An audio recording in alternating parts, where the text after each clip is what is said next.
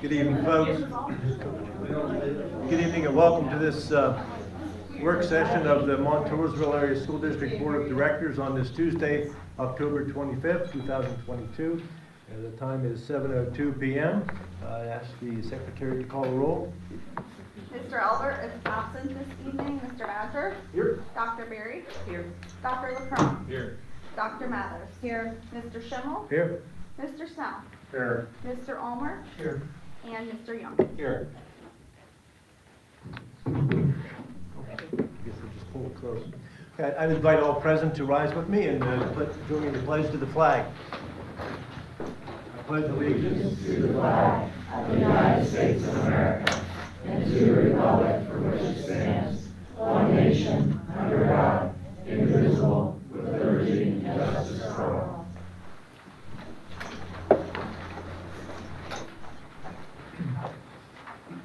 For item 2 on the agenda, there's no presentation tonight. We'll move on now to agenda item 3, and that's the public comment period. We invite residents and taxpayers to comment on matters of concern, matters of official action, or any deliberation before the board. Each member of the public is granted one unpaused 3-minute time frame, and then when you step to the podium, please tell us your name and where you live.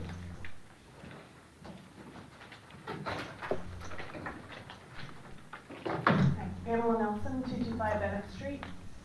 I did take the survey. I will say the day I took the survey, I answered it because I know they wanted answers, but I felt like the questions were too vague for me to even answer. Like, do you want a guard? Like, explain to me how this is going to happen. Like, I need more information. So I had problems taking the survey even though I did it. So I can't even say my answers were, and it was a while ago now.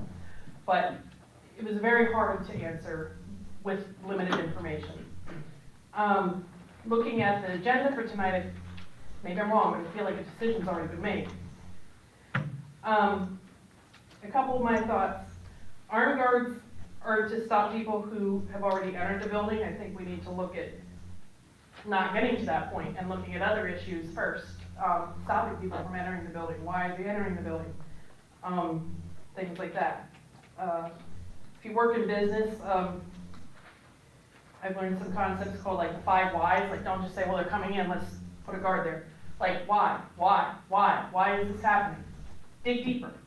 You know, what are the emotional problems? It's like things that are happening that are causing people to maybe consider this. If there's problems with the students, look at the mental health and how are we addressing the mental health with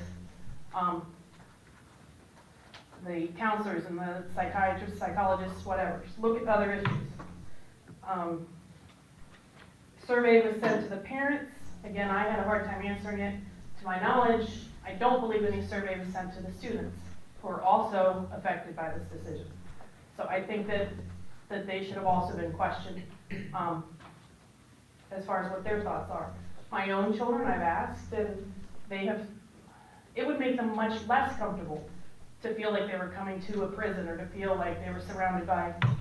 It would make them feel less safe. Like, why are they here? What's going on? Is there a problem? And give them more anxiety. There's a lot of things that need to be answered before we can get to this spot. And just saying, let's throw somebody with a gun at the door is not it. I can't say in the end, once a lot of whys have been answered, come back to me with more information. But I don't feel like enough has been asked or enough has been done otherwise before we get to this spot. Thank you.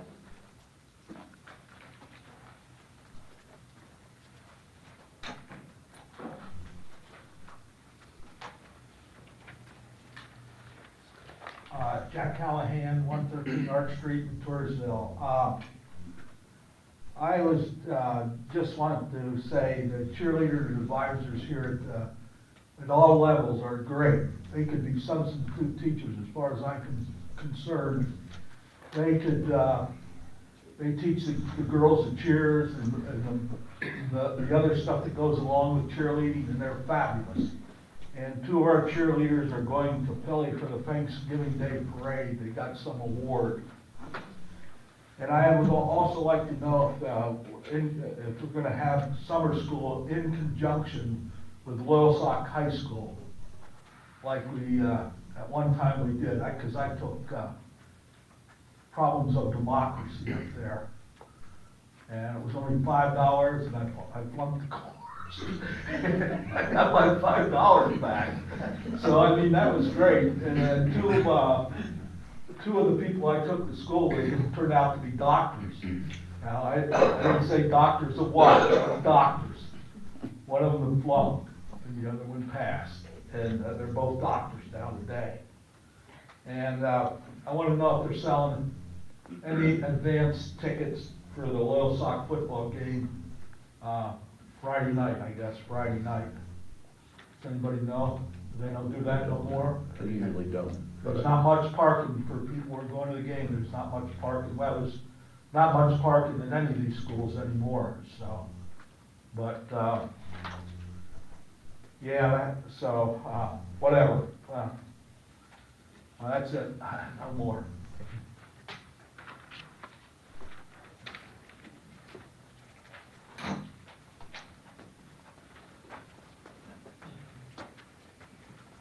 John Hasnick, Spruce Street, Montoursville. Also, security, Lighter Elementary. It's hard to follow Jack Callahan's act, though. I believe we need the armed security as a deterrent. Let me just ask all of you, and all of you in this room, what's his life worth? What's Owen's life worth? Can any of you tell me? It's worth a lot more than all of us in this room make. And what we need, the deterrent. If your kids are worried about guns, John, they better get more worried. John, you want to address the board, please? Huh? Okay. Address the board, please. If people are worried about guns, then they need to get their children a little more worldly. Go up to Penn State for a football game. You have 150 armed officers.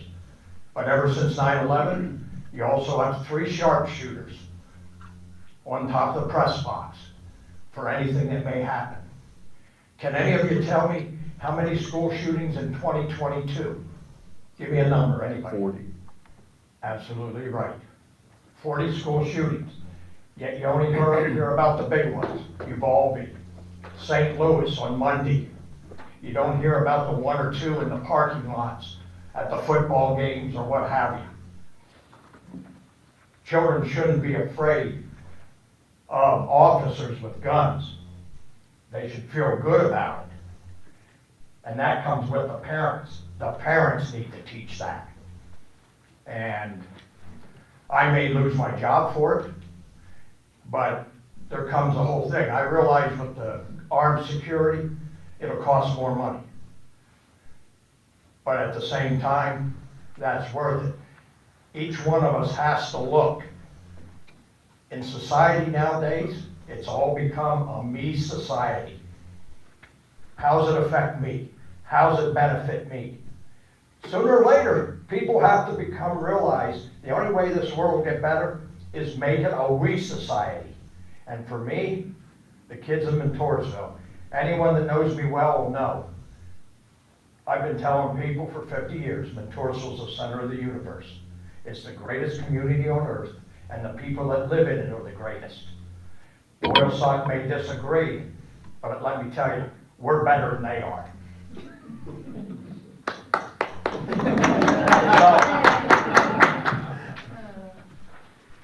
We have to go to we. What benefits us the most? For all of us, all the kids. Sometimes we have to put our personal things aside to what benefits the whole community. And in my opinion, the deterrent there. Right now, I'm there.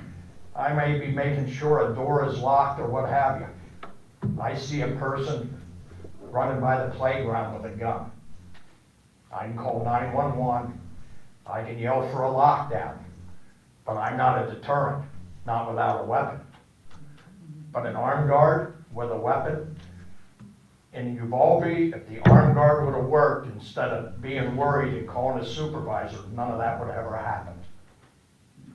And that's the same way with everything else. In St. Louis the other night, the armed guard saw the intruder trying to get in a locked door. He called for the St. Louis police. He called for the other security. They went looking for the guy. Somewhere along the way, he got in. And our school district does a good job of trying to secure the 4 schools. They do a good job, but nothing's perfect. There's still loopholes. When we're unloading food trucks at the cafeteria, how many times are those doors wide open until that food truck's emptied? But if we had an armed guard, he could be standing there until it's emptied, and no one could get in. And the lady said, If you could wrap it up, John. huh? If you could wrap it up. We Yeah, have 3 minutes as well. I'll wrap it up here. And the lady said about, we're talking about people entering the school. Very few people get in our schools anymore. Very few. You have to have an ID. If you're coming for a meeting, we have an email ahead of time. If you're just Joe Blow walking off the street, you're not getting in. But if you have an AR-15, I don't have a heck of a lot of chances. But a guard with a gun, he does. Thank you.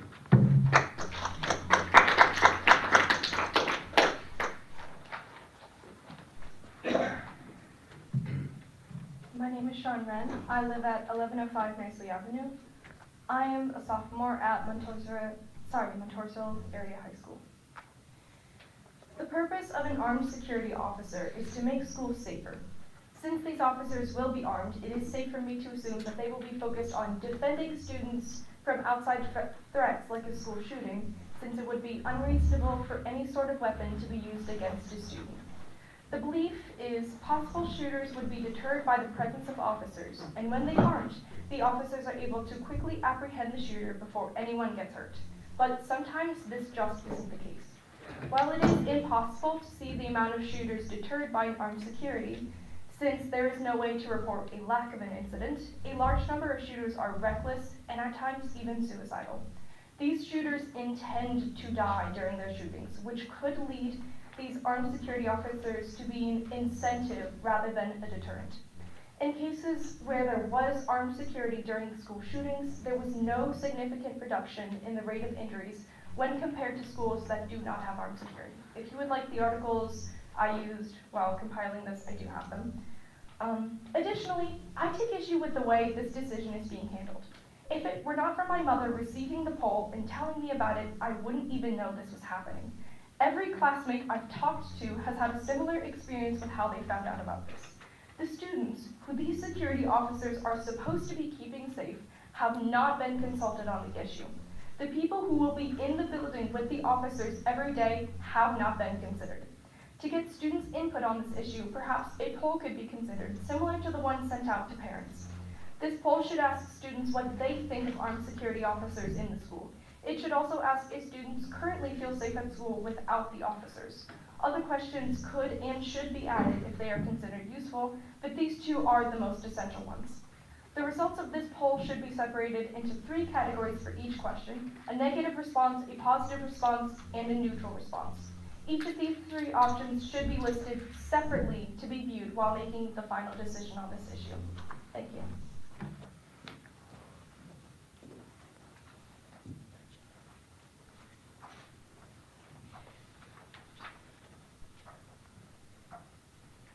Good evening, Sharon Meyer, Fairfield Township.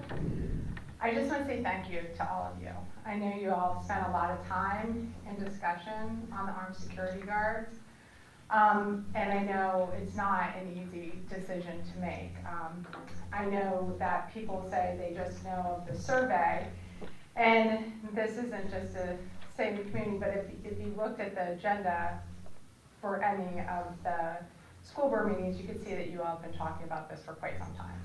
So as we hear people say, I didn't know until a survey, it's part of being part of your community and looking out. So I just want to say kudos to all of you, because I know it has not been and is not going to be an easy decision.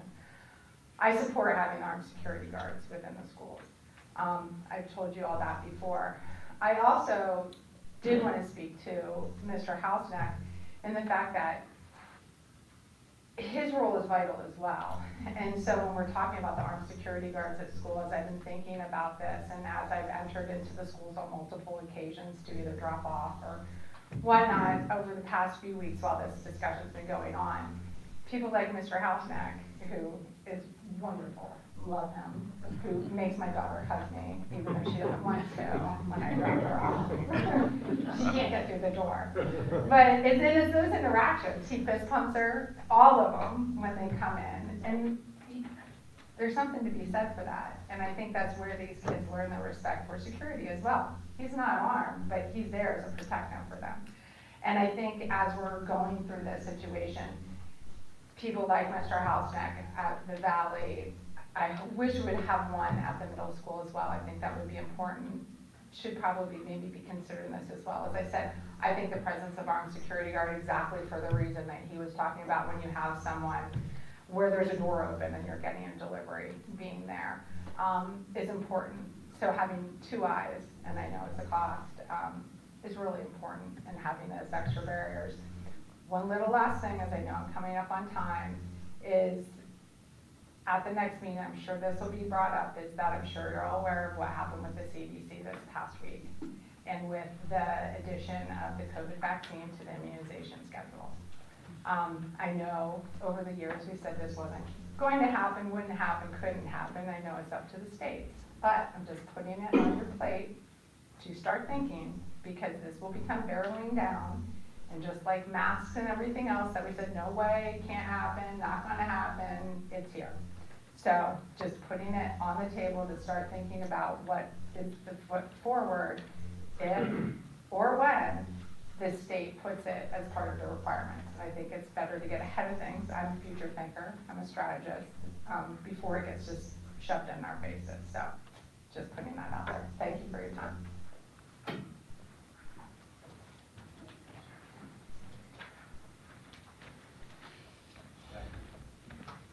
Good evening, everyone. Good evening, everyone. Greg Sapp, 201 Windigo Lane. Just a couple of things, since you mentioned the CDC. You all have heard me ad nauseum in years past. It is a guideline. The CDC has no authority to make anything. I think Dr. DeMay wrote a long article today about the fact the CDC and the FDA have no real authority anymore. No one listens to them, nor should they. You all need to be aware the reason they're putting this in the list is because it gives them access to the National Childhood Vaccine Injury Act of 1986, and it will give them additional liability protections that will force everyone who's been injured, and I have 10 of them already. I was on a call last night with another 100 people across the nation in their COVID-19 deaths. So just be aware of that. That's why they're doing it. Their motivation is to get into the National Childhood Vaccine Injury Act of 1986. I encourage you to look at it, read it. You can see the damages are capped. You have to go to federal claims court. And I think what was said tonight by everyone here is fantastic. Do your research. I mean, if you know Uvalde, you know there were magnetic doors. A magnetic door was left propped open. The people that were instructed to go in did not go in. There was a Border Security Patrol agent that went in first. And it begs the question, what's really going on here? Why are there guys in the hallways and the security cameras scrolling through their phone? Not only was all that true, Uvalde was a school that was designed to have a program that was supposed to deal with a mass shooter, and the instruction to the police officer was to go in immediately, yet they did not. So please do a deep dive. I beg of you. I think it's important. And when you read these things, try to do a deeper dive on the deep dives. So you're looking at the articles you're reading, verifying their sources. I know in our case with Montoursville, the decision for Judge Brand had a COVID number, no citation, no footnote. Frankly, I think they made it up. The PCR test and antigen tests don't work, but you need to see those footnotes. I just got another decision from Judge Brand with a footnote that's footnoting other cases from other courts. That's not proof. So it's the age we live in now. Please do it. I beg of you, and I applaud this board for taking steps to protect our students. Thank you. I think it will be a deterrent as long as that person is trained, knows how to use the weapon, and can help the kids. So thank you very much.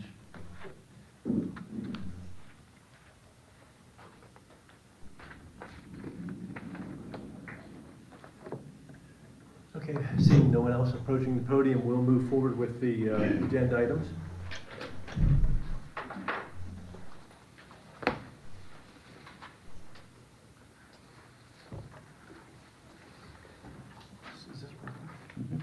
Okay.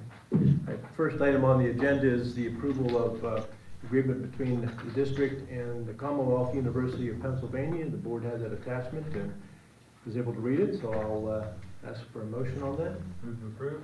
Second. Any questions, discussion? Hearing none, all in favor say aye. Aye. Opposed? Ayes have it. Okay, second item is the approval of a job description for security guard. We have the attachment on that. So I'll ask for a motion on the approval of the job description for the security guard. Motion to approve. Second. Discussion, questions? Yes. My first concern is, aren't we putting the cart before the horse? We haven't even taken a vote on hiring armed security, and we are being asked to approve a job description for one. I have to agree with Mrs. Nelson. Is this decision already made by administration? Because we as a board have not voted on armed security yet.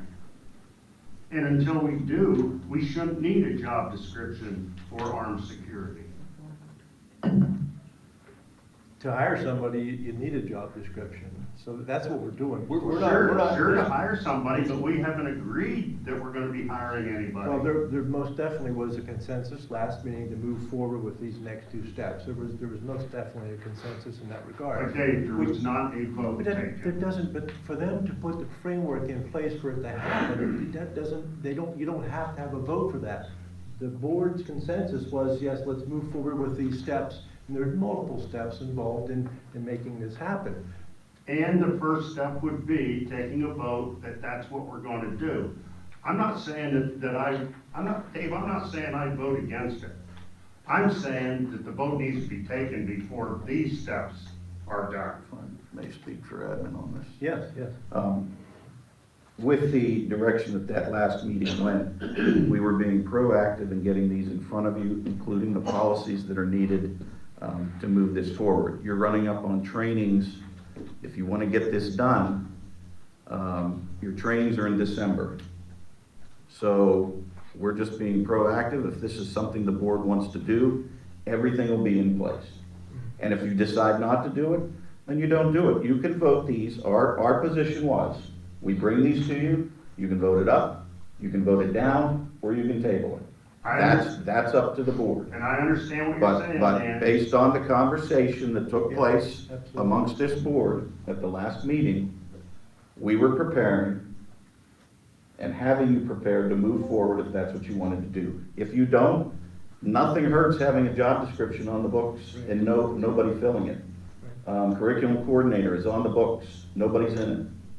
Oh, yes, there are. You are. No, that's an assistant superintendent. There's a curriculum Slash- coordinator job slash description. curriculum I coordinator. have my own job description I follow. I don't follow the curriculum coordinators. So there are a couple positions in the district where there are job descriptions on the books that have been approved that aren't necessarily filled. And Dan, I understand what So you're saying. that's why this isn't an admin decision. I'm not bringing this to you as the administrative decision of the district. It's ultimately the 9 of you. But I understand what you're saying, but it would have been so easy to put G2 to vote on whether or not we're hiring armed guards. And then G3 and G4, if it passed, could be voted on for the job description. It would have been so easy, and you wouldn't have had me up here arguing with you. I'm not arguing, I'm just explaining Well, why we move forward. Yeah, with these two absolutely. things. If we, and November 8th, it's gonna be a vote up or down on November 8th. So, if we don't hire the captain of the security guards on November 8th, like the roadmap is laid out for us, if we don't do that, then we don't have armed security, and that's that. Well, we're only voting on Does this G. tie our hands that you're gonna Oh, start absolutely not. interviewing?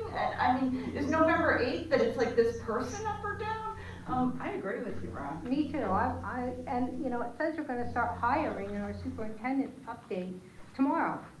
You're gonna start re-advertise for these positions if we approve. Re-advertise. The district, the administration can't hire. We hire. they bring a motion to us based on what the board has been So we're saying. paying to advertise for positions Yes, that we are. haven't yet been voted on. That's, yeah, exactly right. That's Do right. interviewees understand that that If- position may not be approved? If we, well, they're gonna find out. If we don't put it on this track, and you wanna do it at a slower pace, then there won't be any armed security, at the turn of the year. It'll have to be the start of next school year. That's because of the training involved that they're gonna have to go to. So we can't make it happen at the turn of the year. And that's an investment the board wants, okay, that's fine by me too. I'm just saying this is part of the reason, it's being, moved forward like this. So we can have the First of all, pieces it in wouldn't be a place. slower pace if it would have been done in a proper order. And it how do could you have mean, been, and David, could have been voted on tonight. If it would have been on the agenda, it could have been voted on tonight, rather or not to hire armed security. Then we could have moved, if it passed, we could have moved to approval on the job descriptions. But to have job descriptions approval before we even take the vote, whether or not we're hiring armed security, it's ludicrous, and I don't know why it's being done that way. Well, I disagree that it's ludicrous. It is a piece, it is step by step by step. Yeah, could we have voted ahead of time? Yeah, and remember, board members, we can place an agenda item on our agenda. We have, board members have the right to have an agenda item added. We don't need anybody's approval to do that. And I've made clear to Sue, do not put that on the board president to approve agenda items. 9 of us could add anything to the agenda we want. So we could have done that tonight. So in some respects, folks, we're 20/20 visions at work here, and let's not do that, okay? Maybe it's not perfect, but let's act on these two things, and if you're just uncomfortable with the process, just vote no, then that's okay. Ron, I agree with what you're saying, but in some respects, this does give us another 2 weeks to, sort of rethink our positions on this as well. Absolutely. And there's some of us, we talked a little earlier via email, that want to go to the schools to actually see what's already in place for physical security. So I want to see that before I 100% decided, but I like being able to see the job description now, if it fits in kind of what my vision is for that role. So I don't know why we're arguing about it. It's, right. If we say no, then it just goes away.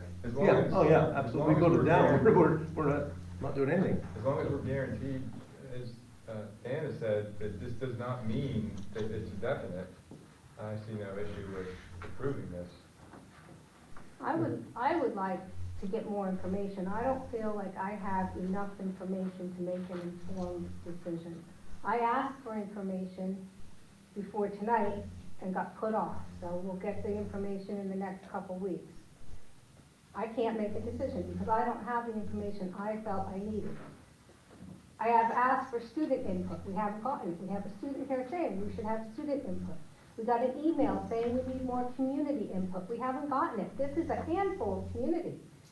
But we've got an email saying we can get, if we want to spend the money, we've gone and had community meetings for the building project, but we haven't done that for this. Right, Which is with all very taxpayers who will be impacted. Hmm? Right, with all the taxpayers who Yeah, will be impacted. we've already emails that we got today from a few concerned people about the taxes going up. And when that survey was sent out, the number wasn't there. Do you want to pay your taxes to go up? They didn't know how much. So I don't think I have enough information to make a decision. Well, on your final decision, and I agree, and some probably feel that way, in terms of a job description for a security guard, for me, I know enough to be dangerous, okay? But what I read, it seems reasonable to me.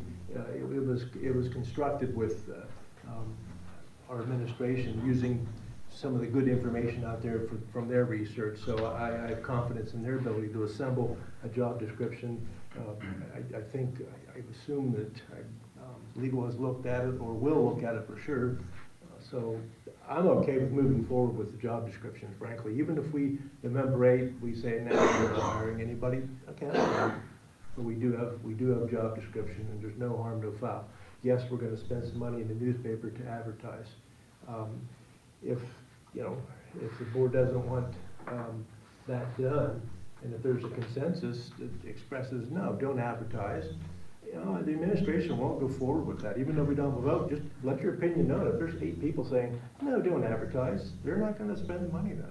So, you know, there's ways to make your voice heard, even though we don't have a vote. But So- will interviews commence before the November 8th vote? I mean, looking No, at the. if you look at the timeline, the approval is the 8th, if it's approved. The interviews are the 9th and 10th. So here's, Wait, you- meaning, but those would be scheduled then before the approval?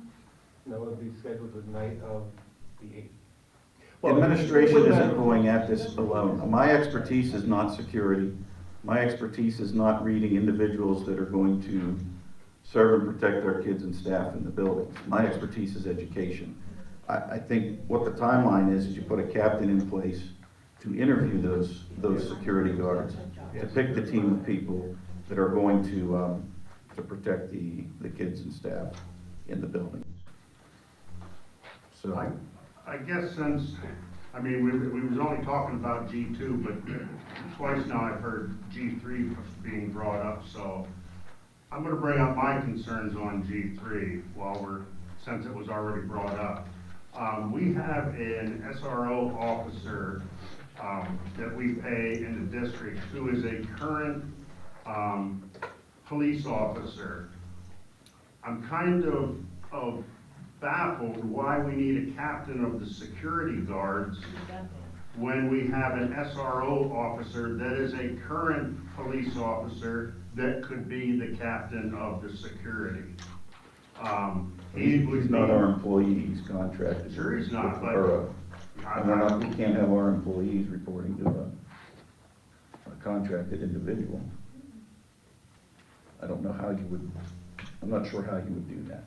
Well, I know how I do it. I get a hold of the borough and talk to the borough and see about having his title as an SRO officer include the overseer of any armed security that we would, if we would hire armed security. We certainly could ask. Ron, and you know, these are going to be at-will employees, so if we want to change the structure down the road, we can do that. There's nothing in our way to do that. So they're at-will. I mean, we can end this program at the end of the June 10th next year if we wanted to. And that's it, it's done. So it is our program. Well, I guess one concern I have, if we're gonna look at the logistics of the job description, is to me the benefit of the armed guard is to be at the entry to take out a shooter before they enter the building. So the minute you add monitoring the perimeter and the parking lots, you're losing the primary benefit of the armed guard. You can't have an armed person at every door and every window, so they have to be somewhere.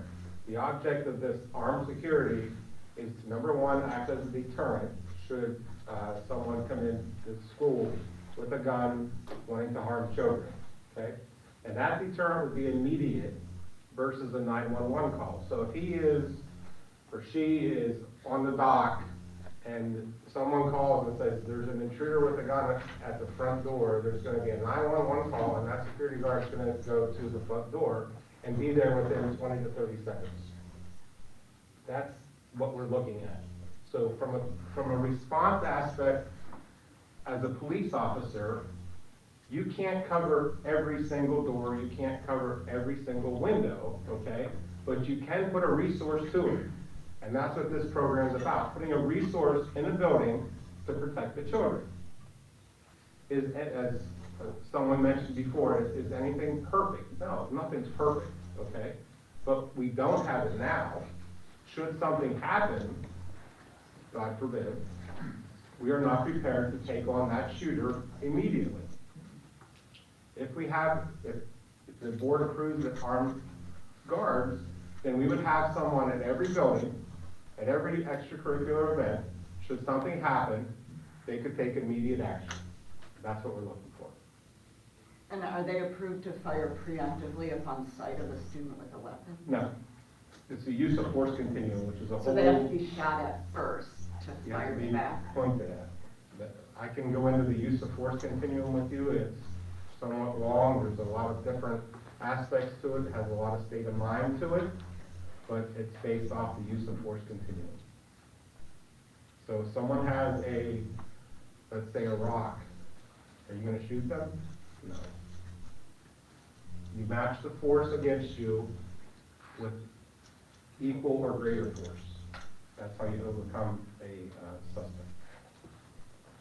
Except if the suspect knows there's an armed guard and they have a bigger weapon, theoretically they could take out the guard. The size of the weapon doesn't matter. Someone could drop a bomb and an armed security guard's not going to be any good.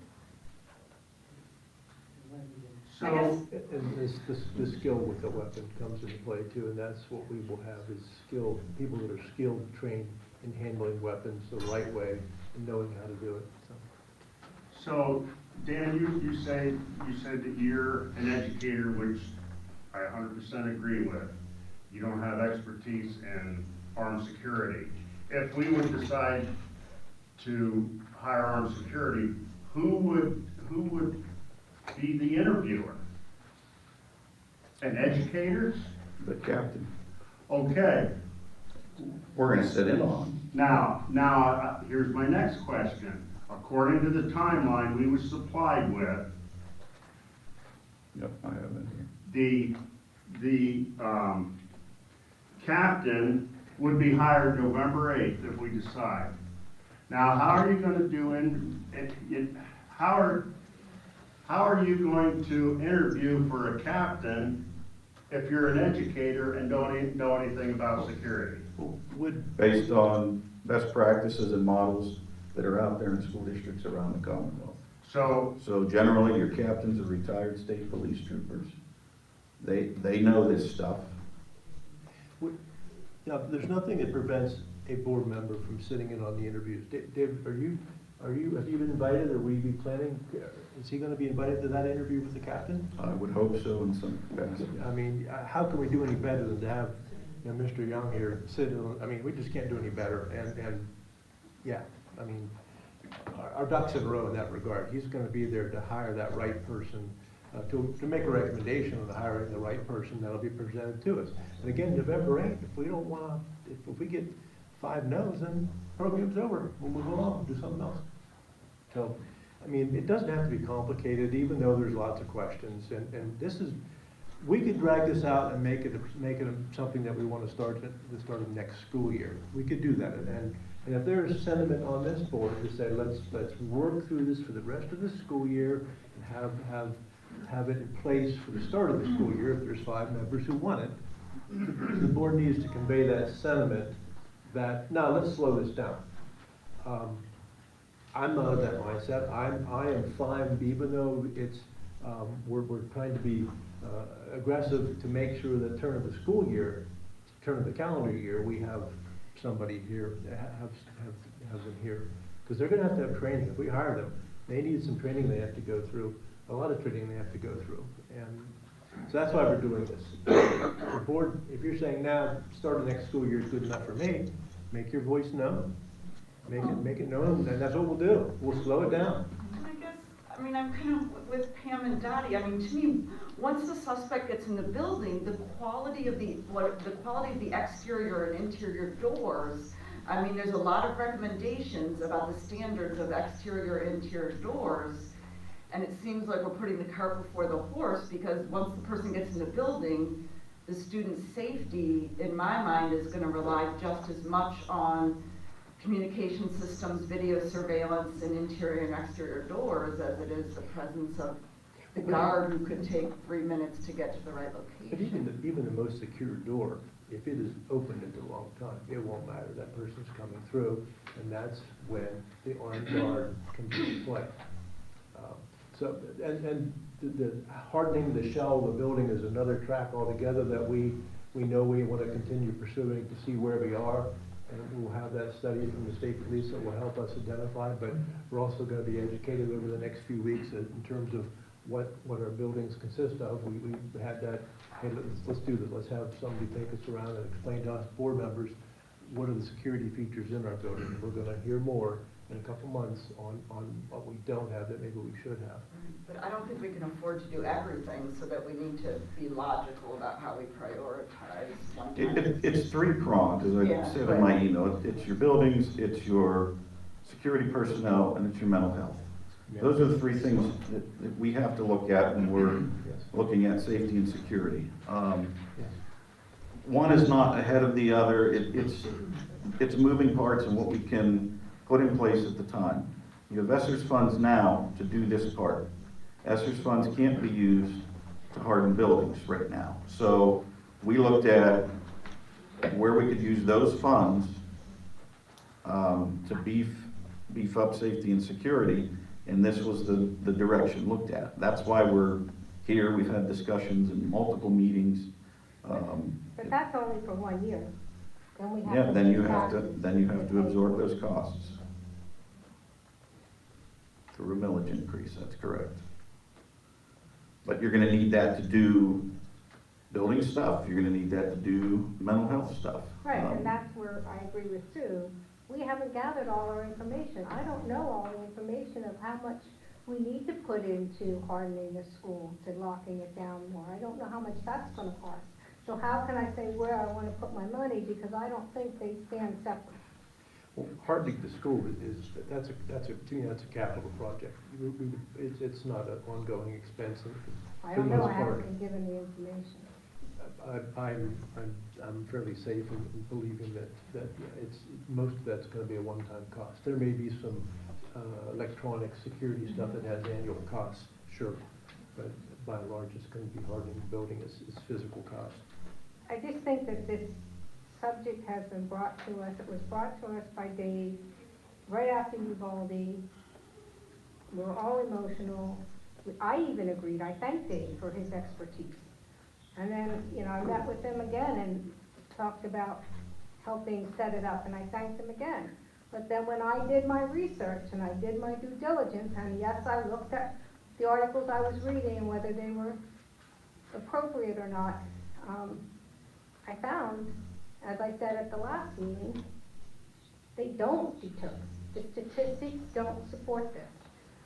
I know I'm in the minority, I know nobody wanted to hear those statistics, but we still don't have all the information. And I think it's being jammed down and rushed through. Well, that's why it's being expedited for sure.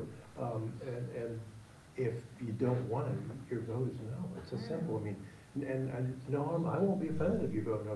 That's what we do here. We vote. Okay, we move along after we vote. So it's okay. It's right. But job descriptions, those are job descriptions. And if nothing ever happens with them, so be it. Because November 8th is when we say what's our next step.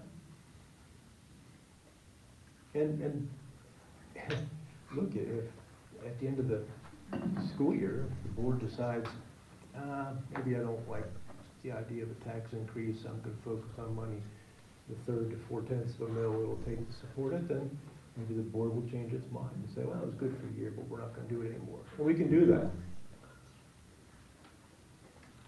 But for me, the third mil to 4/10 in that neighborhood is about what it's going to cost. My own's willing to absorb that cost. So, any more discussion on G2, approval of the job description for the security guards? If there's no more discussion on that, vote your conscience, my friends, and I'll take a vote. Do we have a vote? No, we have just, yeah, we're discussing. Okay, we're ready now for the vote. Do you want to roll call vote this, folks, or do you want to just, okay, let's do a roll call on this then. Mr. Badger. Yes. Dr. Beery. No. Dr. LaCrone. Yes. Dr. Mathers. No. Mr. Schimmel. Yes. Mr. Ulmer. Yes. Mr. Young. Yeah. Mr. Snell. Yes. All right, and then on to G3, approval of the job description for a captain and security guards. Any questions on that? Okay, hearing nothing, then I'll ask for a motion on that. Oh, sorry, go ahead. Yeah, I have something. Let's have a motion in this, a second. Okay. Motion, second, okay, good. I'd like to table that motion until we talk to the borough and see about the borough, our SRO officer, if we decide to have armed security to be the captain, the person that they answer to. Ron, if I could interject with that. Hold on, Ron's offering a motion to table the approval of G3. So Second. we have a second, discussion on tabling that. Anybody? The only problem with what scenario you're bringing up right now is the chain of command. And as Dan had stated earlier, whether Montoursville Borough under Act 120 can be in charge of armed security guards that aren't Act 120 trained, however, they are retired police officers. So you also have a discipline aspect in there.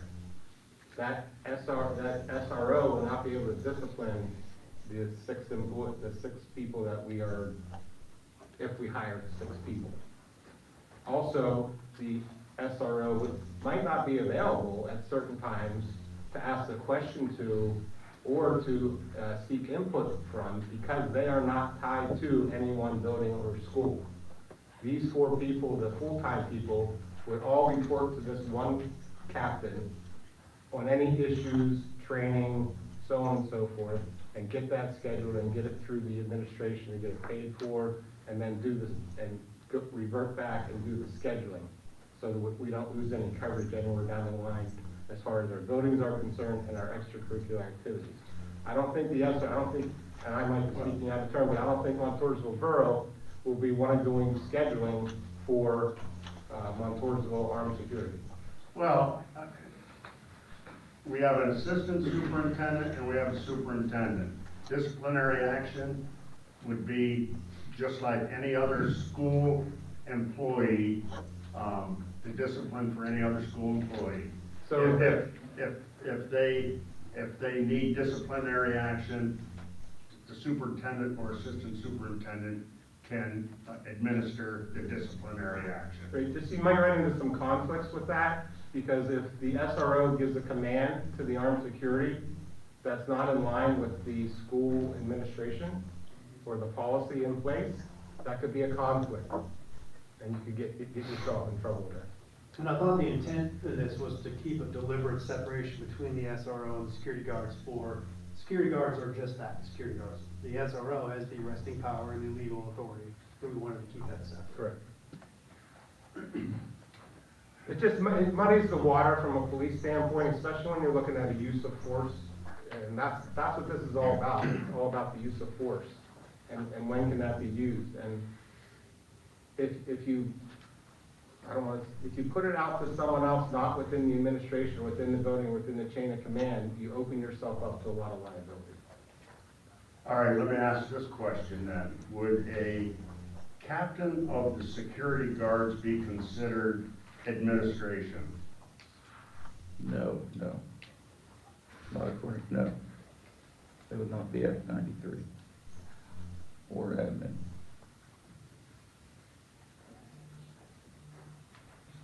And would the captain of security guards have an increased pay over the other, let's say if we hired 4 full-time and, what was it, 2 part-time? If we hired 6 people, one of them would be the captain of the security guards, would he have increased pay over the other ones? Maybe with more hours, but I don't know about rate. I don't know that we had that discussion. I don't know. So we haven't had a discussion on rate. Well, there were numbers, estimated numbers. There's nothing been settled on, but I did not see a different rate in what was being volleyed back and forth for a captain. They may have additional hours because of scheduling. They'll be in charge of scheduling and the other duties that you saw in that job description, scheduling trainings, making sure that the guards are up to date on their trainings, monitoring that, Just scheduling those. Does the board have input into the pay rate? I thought what the number that was getting tossed around was maybe $5 an hour higher than I the think other in that districts. email, I didn't see that. I think she included Sullivan County was 32 an hour. Muncie was 30, Lewisburg was 30, Lowestoft 32, Oh, I thought at one point 35. Williamsport 32, Warrior Run 29, Montgomery 30. Obviously, we want to be competitive with those numbers to be able to not I only heard $35. not only hire people, but you also want to retain these people because you're making an investment in training and equipment, and so you want to stay competitive in the area.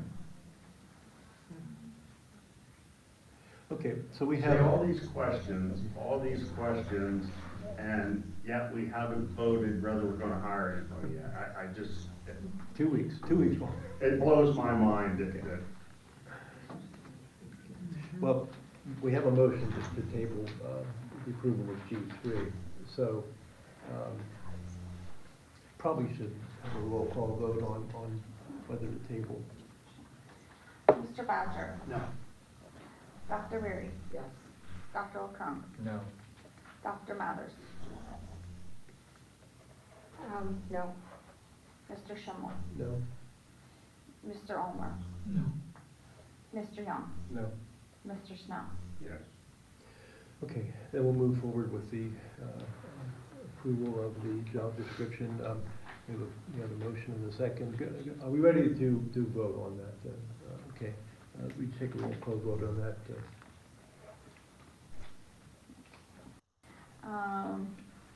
Mr. Badger, Yes. Dr. Berry, No. Dr. LeCrone, Yes. Dr. Mathers, No. Mr. Schimmel, Yes? Mr. Ulmer, Yes. Mr. Young, Yes. Mr. Snow. No. Okay, folks, thank you for that discussion, folks, appreciate it. Okay, policies, moving on to PY-1, we have the approval of first readings for the. Dave, Yes. if I might interrupt, I'm fine with this preliminary work that we're doing in terms of establishing a job description and that. What I need, I've been gathering information. I mean, tonight, gathering information, forming an opinion. Dan presented what I thought was very important when he talked about the 3 prongs of safety and security. I would like to know, with each of those prongs, to see an outline where we are, where we need to go. That would tell me how we're going to go. I need to know the cost of what we're going to do, and I need to know how we're going to fund that cost. For me to make a final decision on this, I need to have that information, not just on our security personnel, but on the mental health component and our buildings. So I know it was described as, the email went, there was a request for an exec session, email went out. I was asking, let's do one in person with the tour, where we can go through this stuff. That's not something that we can, all of those things aren't things we can discuss in the public, because it's security, it's confidential information. I think that was, when I formulated that response, it wasn't to put anybody off. It was so you could have all the information and see. You can't do that in 40 minutes before walking into this room, in a conference room. You need to walk around and see what's in place and see what's working, where our deficiencies are. Plus, you're gonna have that next edition of what the state police are gonna do, the assessment of our what we have here. So I think you're going to get more information. That tour, yeah, I mean. Yeah, the sounds tour, great. the things you're talking about, the 3. Whether or not we need to just have, I'll call it a board retreat. Yeah, this on subject, security. But I need to see some sort of document, and I'm just calling it an outline, but that would contain that type of information. And what I would work from is the stuff from PCCD, the Pennsylvania Commission on Crime and Delinquency, their tiered approach to safety and security, and then there's also a mental health component. So that is what we would work from to present to you, so you can see where we are in Tier 1, Tier 2, and Tier 3 in the different areas. There's a transportation one, we're at Tier 3. Our buses are Tier 3. They're as secure as you can get based on what the state has put out. And I can give you that for buildings, I can give you that for staff, and we can also get into the mental health I need conversation. to see it Yep. written. And I can provide that. Yep. Because I'm getting bits and pieces. And that can be But, provided. all of a sudden, we're throwing out, well, we're talking 4 security officers, 4 full-time, 2 part-time. Where was that? I mean, it's just, We talked about that, right? no. It was discussed, you had the 3 There are options. bits and pieces that were pulling, mental health. I mean, we've had discussions with some of our hires about, these are, aids, things we're doing to, be better equipped to deal with issues in our buildings. I need to see that in some sort of written outline that a plan comes off of. I'm not looking to postpone things. I mean, some of these items can be, very fast tracked because of the nature of them. But I just need to see that whole picture. Thank you. All right, we'll move on now to PY1.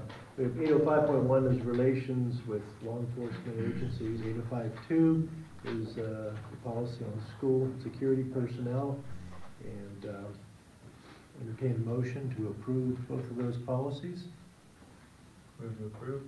Any questions or discussion on it? And a reminder, if we want to wordsmith, we really need to convey how we think it should go, refer it back to administration, and let them bring it back to us with the correct wording, so that we've been given some sage advice on how to approach that process. So anyway.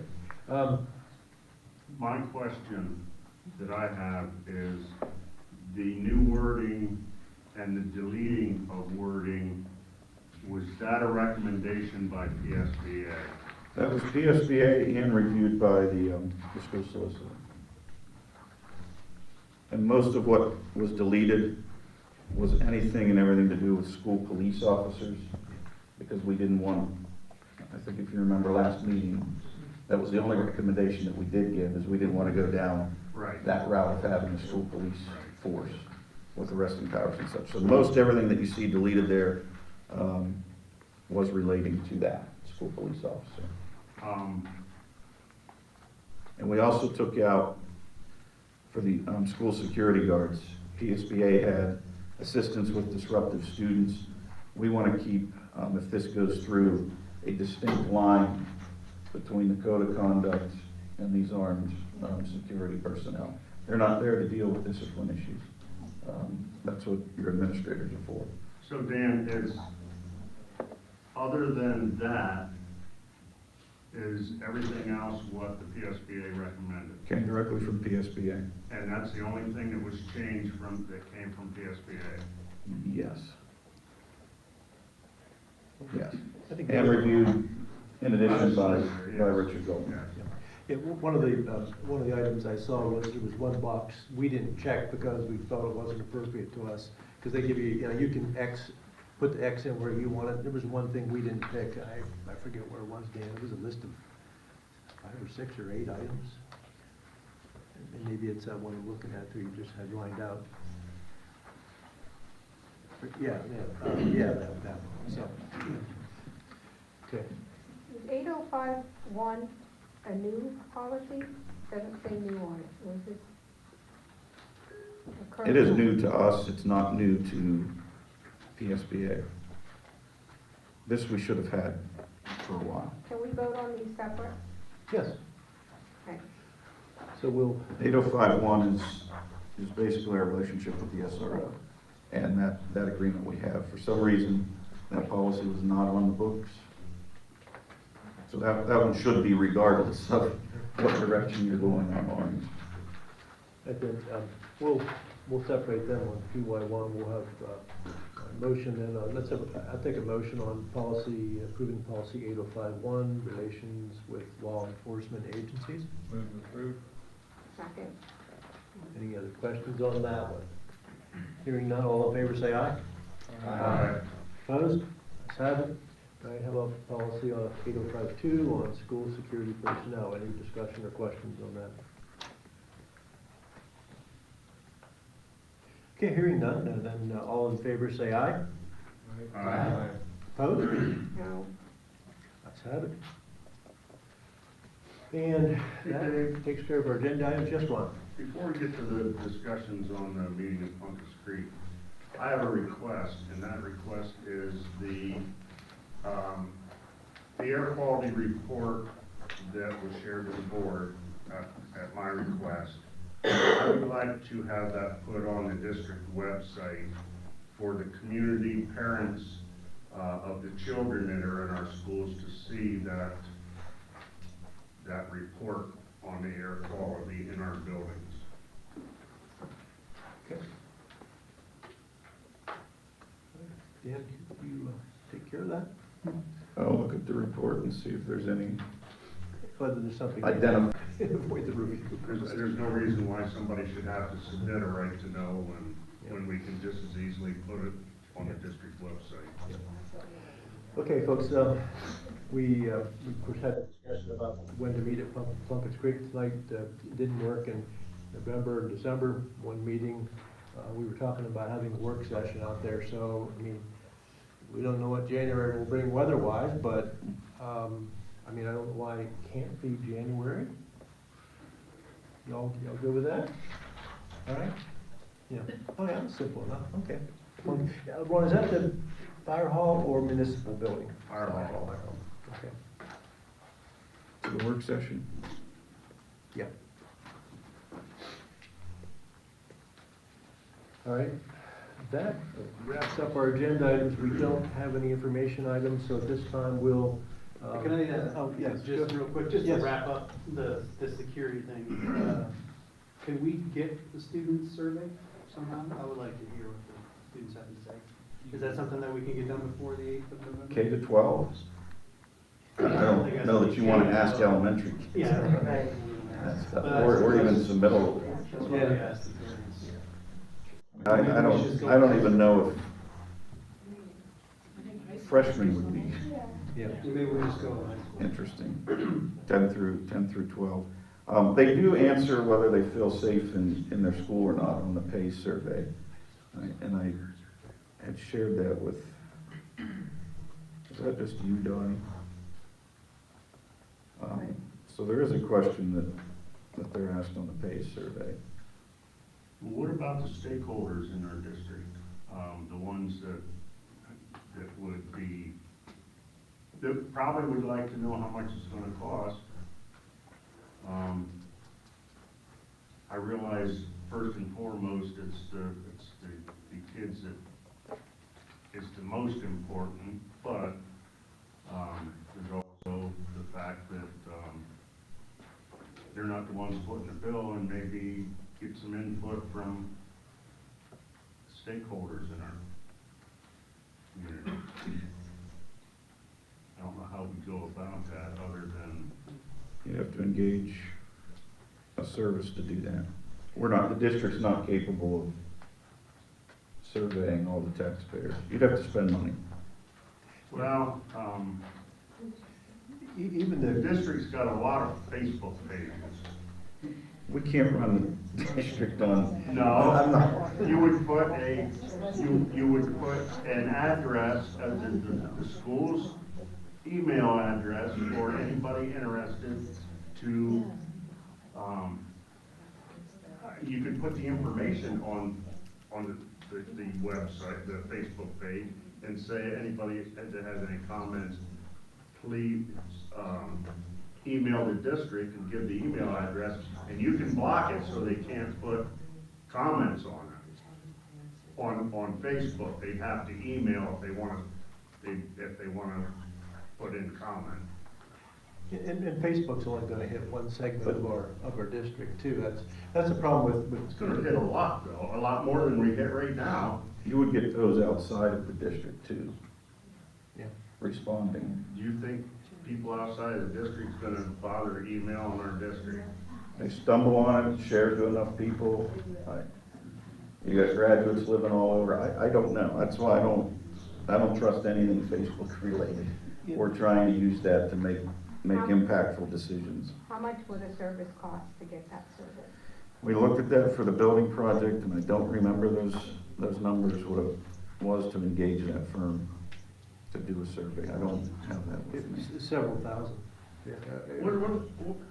What about the Survey Monkey? Again, it's not a controlled environment where you're necessarily getting just your residents. If we wanted a random survey, a professional organization has to get that batch of phone numbers for our school district, and they would call it randomly picked phone numbers and call.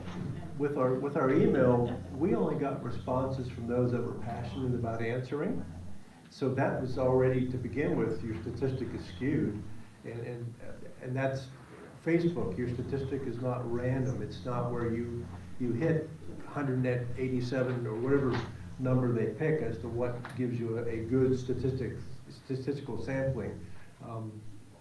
Facebook is, if you're interested and passionate one way or other, you're going to respond. It doesn't hit everybody randomly proportionally. You know what I'm trying to say, Ron? And that's why it's good to hear, but it's not statistical. So let's use ESER's funds because it's we're using it for everything else. Use ESER's funds because it's security related, and get that survey out there to people.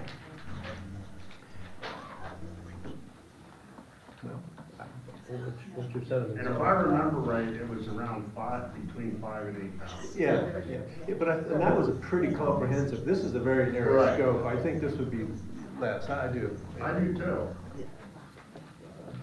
But I mean, I'm moving forward based on what I believe, based on what my gut tells me, based on just I guess how I view everything, view the world, view life, view your district, view where we are right now as a society, and you know, unless I have 87% of the taxpayers saying don't do it, I'm you know, it really won't impact me. You know, it's interesting to know. It's good to hear. But I want to tell you something. All 9 of us were put on this board by people that we need to listen to. Right. And represent though. If my representation stinks, then I wouldn't get reelected, right? If they don't like the way I'm representing them, I'm out. That's how we do it, you know, we represent the Republic. So there's that aspect of it too, Lon. But I hear what you're saying. But we can't put a finger in the wind on every single item. This is a gut check issue for us, right? This really does go to I guess what we believe as board members and where our gut and heart are. So, all right. Well, we have no information items, like I said, so public, we invite you now to come forward for a second comment session. And again, the residents, taxpayers, any matters of concern, any official action tonight to comment on, any deliberations that are upcoming, each member will be granted 3 minutes. Jack Callahan. I want to know where the soccer game is tomorrow night for the girls. Originally, I heard Balls Mills. I'd never been there, and I'd like to go there, but now I see the thing of Loyalsock. I thought Loyalsock was Balls Mills. It's at Loyalsock. Okay, it's at Loyalsock. And I don't think that's right, that we're the #1 seed with Central Columbia, both 18-0. I don't understand why we couldn't have a home match, but then I found out that our field is too big. You know, it's too big. It was too small to begin with, because I stood out there and ran the chains for 40 years, and I knew how compact it was. And now we got a big field, now they're saying it's too big. I'd like somebody to find out whether it's too big or not. And I thought they could, the PIA could split those games, you know, put You know, why would 8 o'clock, that's a pretty late start. They used to start football games back when I was in school at 8 o'clock too, and that, so whatever. And that message board, I'm still on to that. I would like somebody or the board in general to thank the class of 2013 for supplying a message board, and then it was tore down and destroyed. I'd like somebody to call their president of their class and say, we were thankful for the message board, but we had to have it destroyed because it wasn't good enough to transfer to the new school. I think they should get a little say, you know, get a little thank you note for, it lasted for how many years? 12 years, or 9 years maybe. And so that's about it. And you know, somebody could check in to see if the size of our field, somebody told me it's too big for regulation soccer. So therefore, it's nobody's fault. I mean, it's changed, you know, I mean, whatever. You can't take the lines off. You have to maybe move them in for soccer. And I think they use the same line So, yeah, as football. to answer your question, we had, both us and Central had a bye in the first round, Yeah. which is the home game. Oh, okay. So the girls had the bye. The second round goes to a neutral site. Okay. So that neutral site is Loyal Sock. Okay. That's We're fine. hosting tonight our boys Oh, yeah. for a playoff game. So we can have PIAA District 4 playoff games here. The field's okay. But it's because we had a first round bye that the girls aren't going to be here. Oh, okay. Yeah, I knew that. So, I mean, the second round, they changed that through COVID. First round was a home game to the higher seed. Second round went to a neutral site. Yeah, but I understand what the PIAA is doing here. You know, I don't know if they'll have the same officials for 2 games, but they're saving money by playing the game there. It's all about money and that, but, To the home games, say that again? when they go to the home, when we host, they get that ticket revenue, we don't, Who does? in the playoffs. Oh, yeah, I do Yeah. that, yeah. the So you're right, PIAA. it's Yeah, about it's money. up there a little bit too, I think. I don't Yep. know if it's $6 or. Yeah, they raise it. 5. Yep. And some of these places I go to watch these games, the adult prices are anywhere from $4 to, I think they're $5 here, $4, 5, and now it's 6 in the playoffs. in the so playoffs. Whatever. Yep. Yep. Thanks, While we're Joe. on the subject of soccer, Dan, starting next year, if there's Saturday soccer games, can they be played during the daytime? So we're not spending money for lights on a Saturday? I can see it during the week, when there's games during the week, but on Saturday, why can't those games be during the daytime?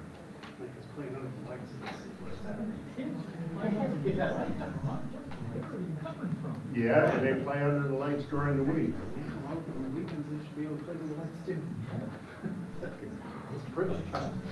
It might be a privilege, but you want to pay for that privilege? Yeah. Well, then get your wallet out, you can pay for the whole bill. The whole bill. We have members of the public who want to talk. Pamela Nelson again. So I'm left with more questions. I know you've asked the things for the job descriptions, which I heard you say doesn't hold you to anything. But from what I heard, if I understood right, it also sounds like you're going to start interviewing for the captain, starting immediately to possibly have them on the agenda to hire once you pick them out on November 8th, so that they can start interviewing on November 9th for the security guards. So while it says, you know, it's not held to anything, that's not what I'm hearing. And again, I'm not saying in the end that it wouldn't get to the guards. I'm saying there's not enough information here right now. And to address a comment, and Mr. Hausneck loves his community, I know that, and he loves his kids, I have nothing against him. My kids are priceless. I have kids, this child's priceless, all of that. That has nothing to do with it. I don't drive my child around in an armored vehicle. I've told them time and again that we could get into an accident at any time, but there are risks in life. There are things that we take educated risks as far as what we do. If I were driving around in the middle of some third world country that people were shooting out of all the places, I'd probably put me in an armored vehicle. So it just depends on the situation.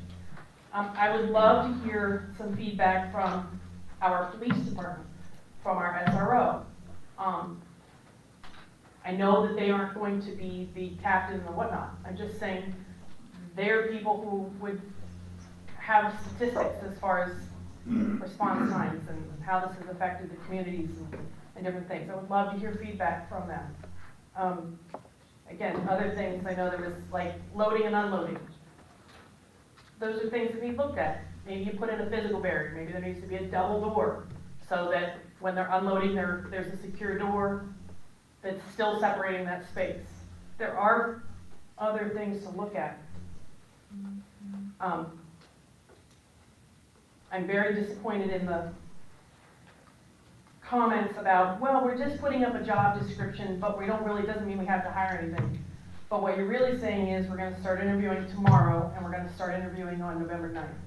November 8th is election day, so I don't know what kind of turnout you think is going to come to the school board meeting on election day to voice their opinion. Sean was more educated than I am, so I loved her comments and her research. The survey that was sent to the parents, like the neutrals were combined with the yeses, and it was not, there was not enough information in the survey. I don't feel interviewing that you're surveying the taxpayers as a whole is needed. You want to survey them for like what math curriculum you're going to buy. I get that, but surveying the parents and surveying at least the high school students, I don't think is unreasonable, and I don't think the parent response is enough to make an informed decision. And again, the neutrals and they were all rolled in. The results weren't even definitive. I'm left with more questions, and I'm disappointed in feeling like the decision was already made before tonight came. Thank you.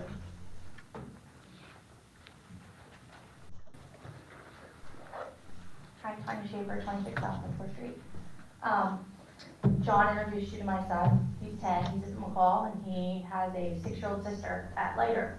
And it's frustrating after attending the building tours this summer and hearing over and over and over again that there's security concerns at every building we went to.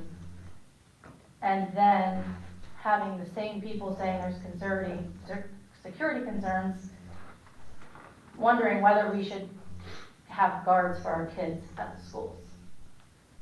We either address that there's a problem and fix that problem, or we don't.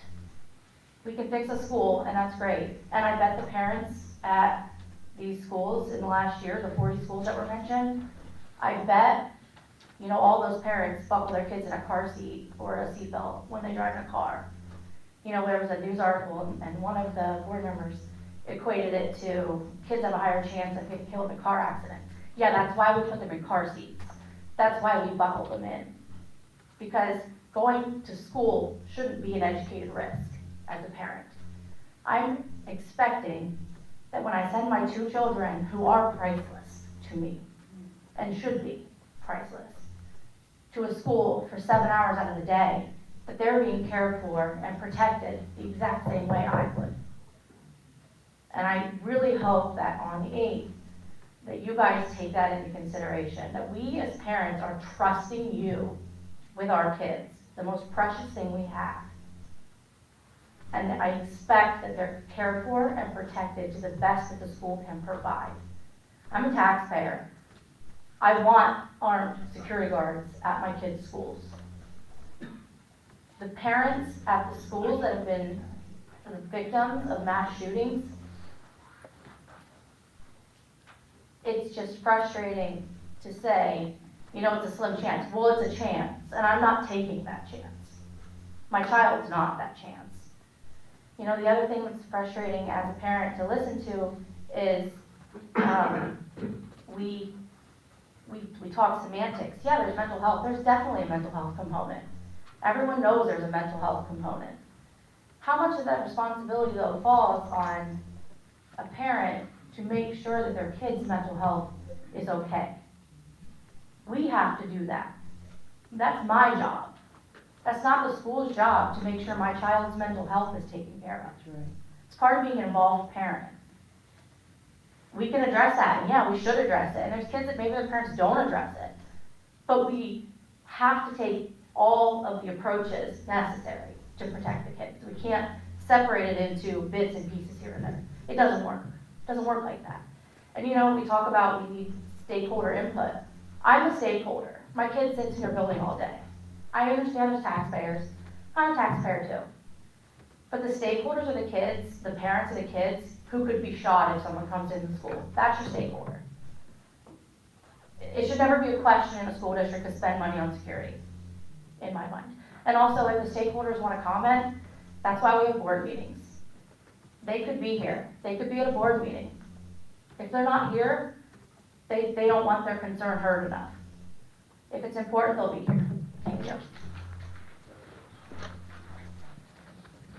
Brenda Oberheim, 192 Woodland Court. I just want to say that the polls and the surveys, you know, they've been great, but I think we're to the point with the building project and the armed security that we have to start making some decisions. It's kind of like, well, did we survey, you know, the janitor? Did we survey, you know, the groundskeeper? It's now getting out that far. And even with, you know, the building project, oh, well, we could put it off a year and then make a decision. Oh, well, you know, with this one, oh, well, it doesn't mean we have to hire somebody, you know, we could make a decision on this a year from now. How about we just make some decisions? And, you know, the emotion has settled down since that last shooting. So it's now time to make the logical decision and get an armed security guard, because other schools were able to pull it off in our area. With probably a lot less, you know, I don't know, rigmarole, you know, it's a logical thing to do, and we can write it down on paper, and we can, you know, try to reason it out and try to bring in the science, but when at the end of the day, it's a logical thing to do, and it makes the kids safer, and there's a lot of parents in Montoursville that believe that it's a good idea. Thank you.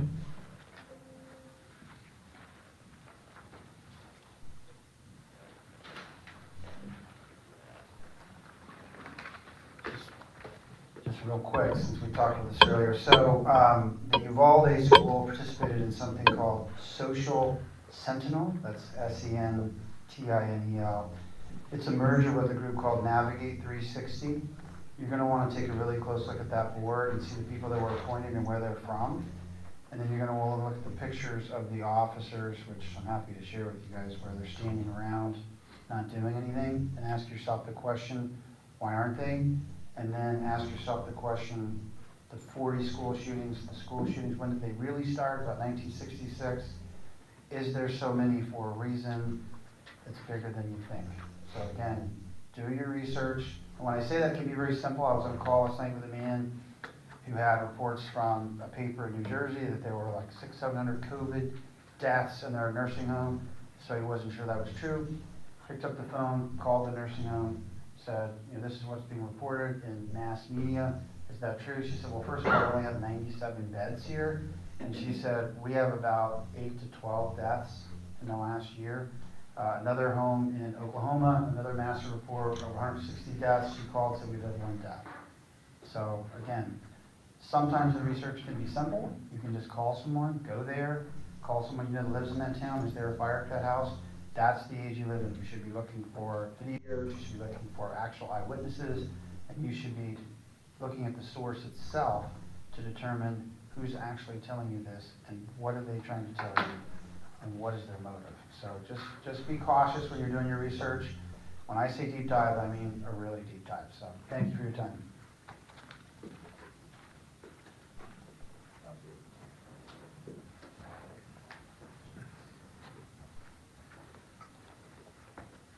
Zachary Smith, Rose Valley Road. So it's not often that I come up here, especially for something that I get emotionally charged over. So last meeting I had mentioned that about 14 million students go to school without any mental health help. So I did a little bit more deep in throughout this meeting, why you can see me like furiously typing over there. So about 1.7 million students attend schools with a police officer but no counselors. We are not one of those schools. 3 million students attend schools with police but no school nurse. We are not one of those schools. 6 million students attend schools with police but no psychologist. We are again not one of those schools. And 10 million students attend schools with police but no social workers. And I believe that we are again not one of those schools. So in my opinion, working on our own mental health is a lot more effective than going straight for an armed security guard. Because in my opinion, going for the cause of the problem with another cause of the problem is kind of like saying the trash is overflowing. We need more garbage from, like, I don't know. So one of my questions is the school shootings around the country what sparked it inside of this meeting, or like these past few meetings? Because for me, it was kind of like a, oh, here this is. Because I personally haven't seen anything like that inside of our district. As a senior, I have come to this school since 3rd grade when I moved here. And I personally felt safe all the way through. That's my opinion. Again, it would be a lot better if we got other students' opinions. As a student representative, I am willing to do that if you guys need me to. One last thing, schools are responsible for making sure the students are okay, especially if the parents are not home.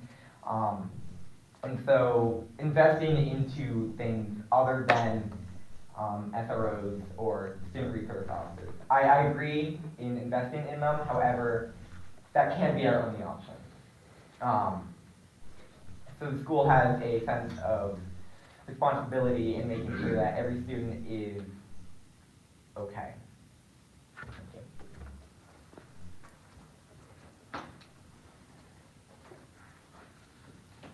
Okay, not seeing anybody else approaching the podium, we'll close the public comment section this time. And board, unless you have something else. By the way, board, in November, we will discuss the building project, and if at the very least, we want to have the administration understand the sentiment of the board. There may or may not be a vote, but I think the board, I think the administration needs to know what we're thinking. So be prepared, just like at the last meeting, discuss where you are with the project, and hypothetically, if there were a vote, where you think you'd go with it.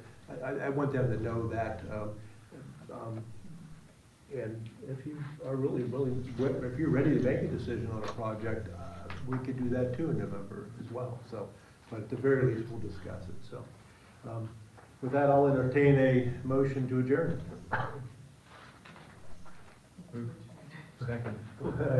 Dr. Beard motion, and Mr. LeCrone, Dr. LeCrone second. All in favor say aye. Aye. Opposed? And this meeting is adjourned. Thank you for your attendance.